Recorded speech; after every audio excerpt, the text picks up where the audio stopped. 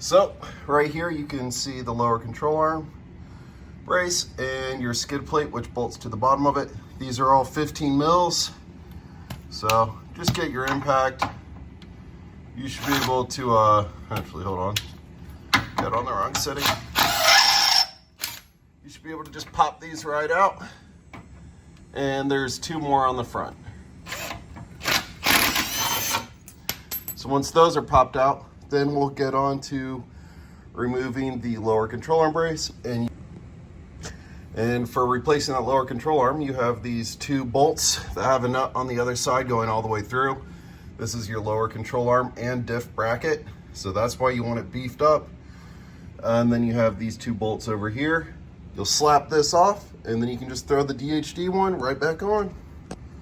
So these are the 4 bolts you end up pulling out. And this is the comparison of your stock lower control arm brace, which is a singular flat pan, versus the DHD, which is actually a boxed design. The side fins are also way thicker, and it's a flat surface and not just a tray like the factory one. So you can see I got like an injector clip in here, some extra bolts.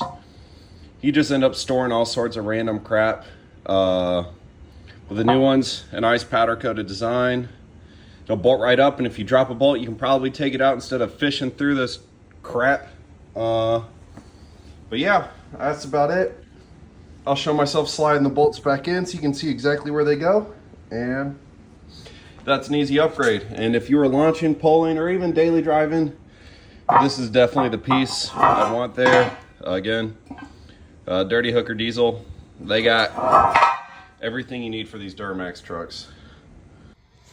So once you have these 2 18 mil bolts tightened up to the nuts till there's no turning back, and these 2 going through their bolt sleeves all the way to the other side, also tightened till there's no turning back.